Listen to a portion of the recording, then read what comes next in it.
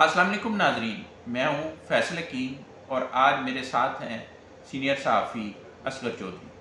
आज का वीलाग जो है वो हम करेंगे पीटीआई के हवाले से, जो पीटीआई को इस वक्त मुश्किलात दरपेश हैं और पीटीआई जिस तरह अपनी एक शनाख्त के लिए जंग लड़ रही है और उस हवाले से जो कुछ किया जा रहा है उस पर बात करेंगे आज के वीलाग में। सबसे पहले तो जो सूरत हाल है कि आज पीटीआई के हवाले से सबसे बड़ी अहम डेवलपमेंट ये हुई कि इलेक्शन कमीशन ने जो है वो 39 अरकान असम्बली के हवाले से ये नोटिफिकेशन जारी किया और उन्हें मेंबर तस्लीम कर लिया पाकिस्तान तहरीक इंसाफ का।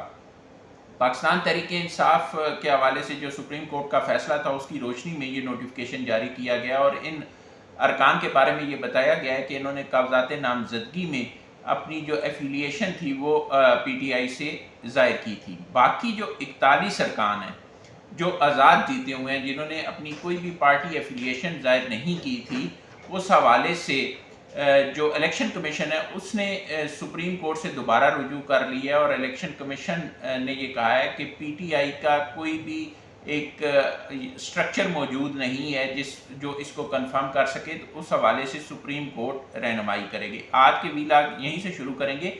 असगर चौधरी साहब ये बताइएगा कि पीटीआई जो है वो दावेदार है सबसे बड़ी जमात होने की, लेकिन अगर आप रूल्स को देखें, कवानीन को देखें, इलेक्शन एक्ट को देखें तो बहुत सारी ऐसी चीज़ें नज़र आती हैं आपको जहां पर पीटीआई उन पर अमल दरामद करती नज़र नहीं आती। सियासी जमात होने का दावा ज़रूर करती है लेकिन जमहूरियत वहाँ पे नज़र नहीं आती।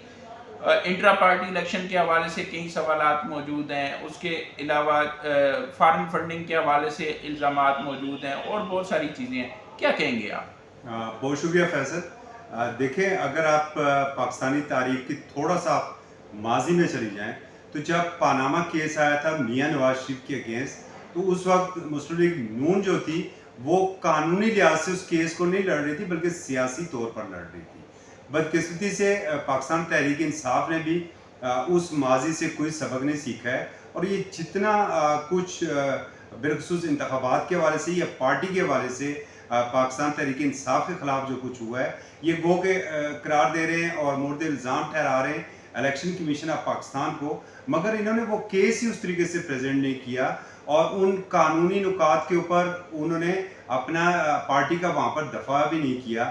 सुप्रीम कोर्ट तक मामला गया। आपके सामने की बात है कि इंतखाबी निशान बल्ला जो है वो उनसे वापस ले लिया गया। उसके बाद फिर जब ये मखसूस नशस्तों का आया और बिलाशुबा इस पर कोई दो राय तो है ही नहीं कि पाकिस्तान तहरीक इंसाफ के उम्मीदवार जो हैं वो आज़ाद इलेक्शन लड़े थे और अजीब व गरीब किस्म के उन्हें जिस तरह आज़ाद उम्मीदवारों को जो दस्तियाब इंतखाबी निशानात होते हैं वो उन्हें अलाट हुए थे।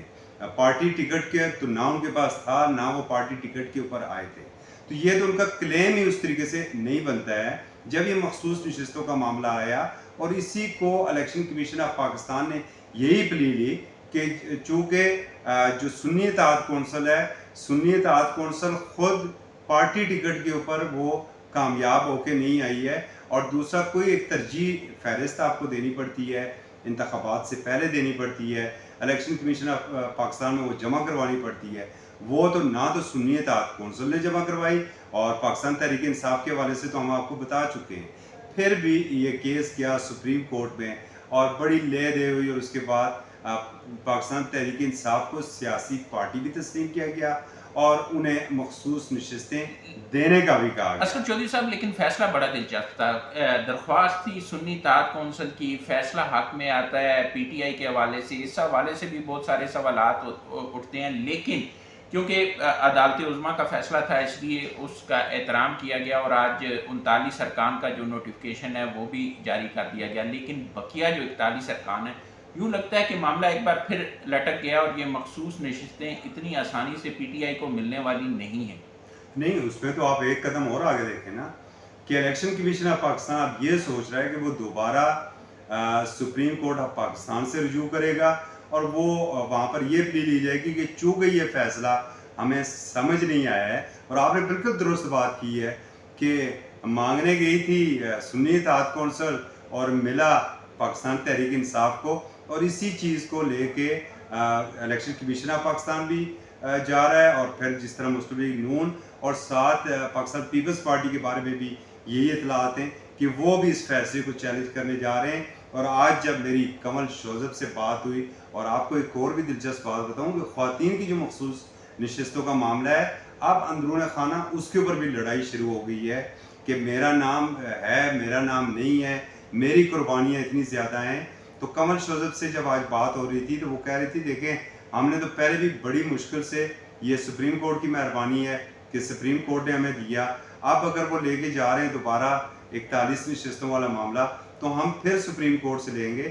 لگتا ہے کہ امیدیں جو ہیں عدلیہ پر پاکستان تحریک انصاف کی زیادہ ہیں، لگی ہوئی ہیں، نظریں بھی زیادہ لگی ہوئی ہیں، اور آپ دیکھ رہے ہیں کہ ریلیف بھی خاصا پاکستان تحریک انصاف کو وہاں سے مل رہا ہے. لیکن جو صورتحال نظر آتی ہے اس دفعہ ابھی کی جو صورتحال ہے اس میں یوں نہیں لگتا کہ ریلیف کوئی اتنا جلدی مل سکے گا، کیونکہ 41 ارکان کے حوالے سے فیصلہ ہونا ہے.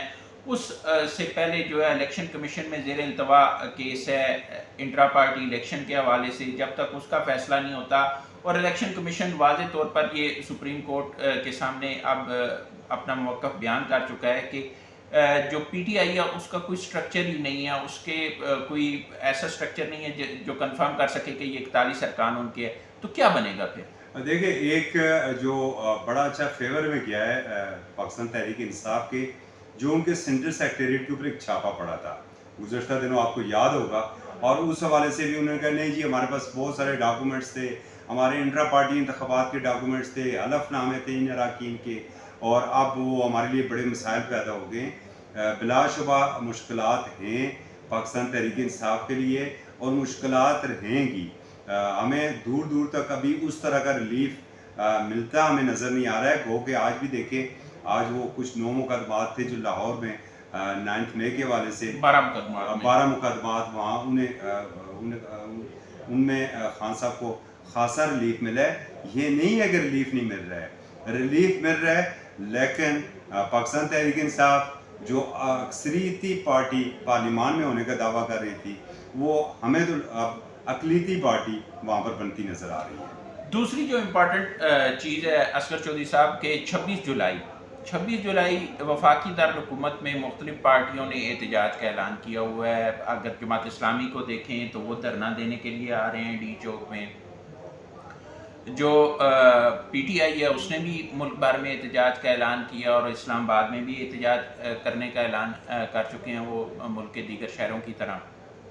ضلعی انتظامیہ نے آج ایک بڑا واضح آرڈر جاری کیا، اور وہ ہے دفعہ 144 کے نفاذ کے حوالے سے، کہ دفعہ 144 جو ہے وہ نافذ ہے، اور اس میں کسی جلسے جلوس یا احتجاج کی اجازت نہیں ہے. جو خلاف ورزی کرے گا اس کے خلاف قانونی کارروائی ہوگی. پنجاب میں بھی اسی حوالے سے 26 سے 28 جولائی تک دفعہ 144. تو کیا صورتحال نظر آ رہی ہے، کل کیا ہونے جا رہا ہے؟ مجھے یوں لگتا ہے کہ شاید جو خلاف ورزی کرے گا اس کے خلاف سخت کارروائی ہوتی نظر آتی ہے. دیکھیں جو کارروائی ہمیں نظر آئے گی وہ پی ٹی آئی کے اگینسٹ ہی ہمیں نظر آئے گی. ورنہ آپ کو یاد ہوگا چند دن پہلے فیض آباد میں کچھ لوگ بیٹھے ہوئے تھے اور پھر انہیں وہاں سے اٹھا بھی دیا گیا. اور اجیرن جو ہوتی ہے زندگیاں، وہ جڑواں شہروں کے جو رہائشی ہیں ان کی زندگیاں ایسے احتجاجوں سے اجیرن ہوتی ہیں.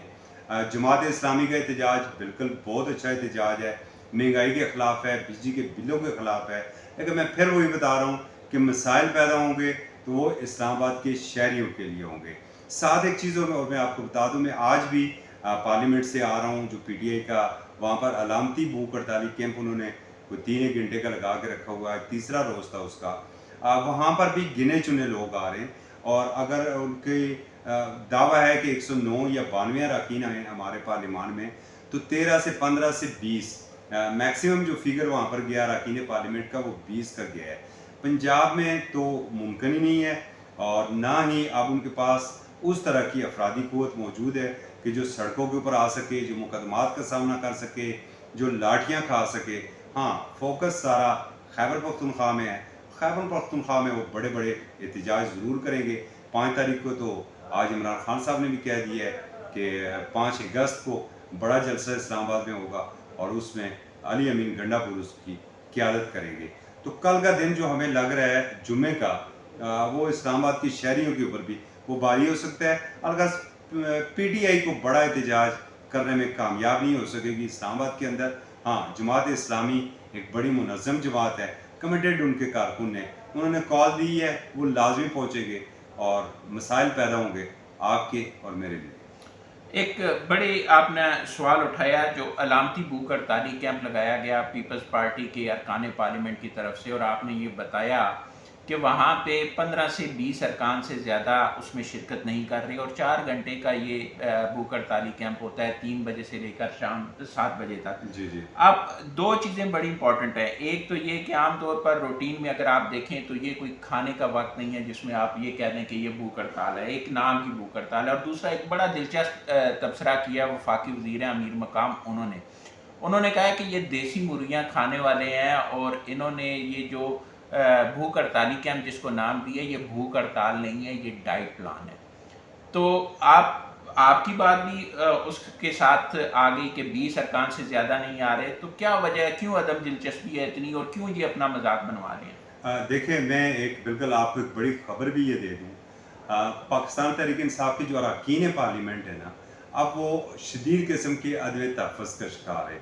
इवन के परसून की स्पीकर से सदार याद सादक से मुलाकात भी हुई है, और उस पे जो सवाल उठाया गया है कि पार्लियामेंट लाजिस के अंदर, और पार्लियामेंट लाजिस आपको पता है कि पार्लियामेंट का ही एक जुज़ उसे करार दिया जाता है कि पार्लियामेंट लाजिस के अंदर भी उनके अरकान पार्लियामेंट और उनकी फैमिलीज़ महफूज नहीं है। आज भी एक उनके रुकन की गिरफ्तारी हुई है मंडी बाउद्दीन से। उन्हें गिरफ्तारियों के शदीद खदशात हैं, और यही वजह है कि वो लोग बाहर नहीं निकलते। अगर पार्लियामेंट तक आप खुद देख लें कि पार्लियामेंट तक जहाँ पर आप दावा कर रहे हैं जी कि हमारी कुल 109, बल्कि आप तो 184 के ऊपर भी जा रहे हैं ना, लेकिन 92 तो आपकी ऑलरेडी वहाँ पर सिर्फ मौजूद है, और सेनेट में भी आपके 25-30 के लगभग वहाँ भी अरकान हैं। और उन अरकान में से अगर पहले दिन आपके 13 अरकान आए, कल 17 थे, और आज वो फिगर 20 तक जा सकते हैं। तो 20 तक अरकान आते हैं, फिर किस हद तक वो कामयाब हो सकती है, ये ज़रा थोड़ा सा एक बिल्कुल सवालिया निशान है। हाँ, कारकुनों के गैज़ व गज़ब से बचने के लिए और बड़ी तादाद में टिक टॉक और अपनी वीडियोस, अपनी तस्वीर अपलोड करने के लिए एक अच्छा उन्हें ये मौका मिला हुआ है, और उसे रोज़ वो कर रहे हैं। आपका कहने का मकसद ये है कि ये जो भूख हड़ताली कैंप है, ये सिर्फ टिक टॉक और एक जो है वो दिलासा देने के लिए पीटीआई के कारकुनों को। बहुत शुक्रिया असगर चौधरी साहब आपका।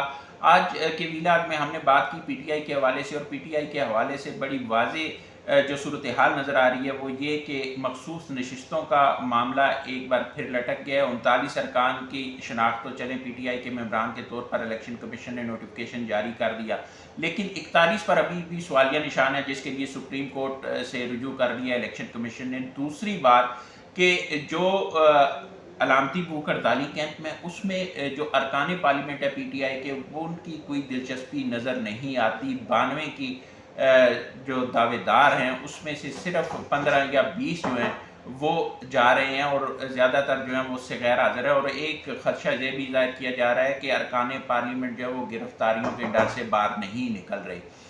आज के वीलाग में हमने इन मौज़ूआत पर बात की। बहुत जल्द आपकी खिदमत में एक नए वीलाग के साथ हाजिर होंगे, तब तक के लिए अल्लाह हाफ़िज़।